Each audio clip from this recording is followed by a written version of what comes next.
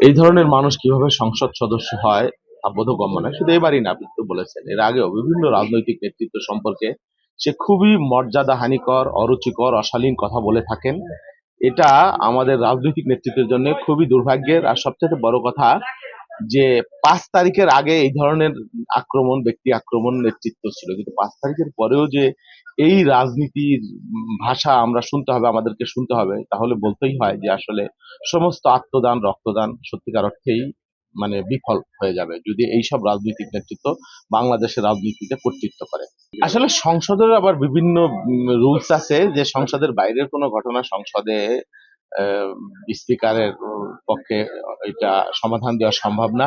তবে আমরা যেটা মনে করি, যারা বিভিন্নভাবে তাদেরকে আক্রমণ করা হয়েছে, শেমিং করা হয়েছে, তারা যে উদ্যোগ নেয় বা দলের পক্ষ থেকে উদ্যোগ নিলে আমরা বিশ্বাস করি হবে। আর সবচেয়ে বড় কথা হলো মানুষের বিবেক এবং আদালত।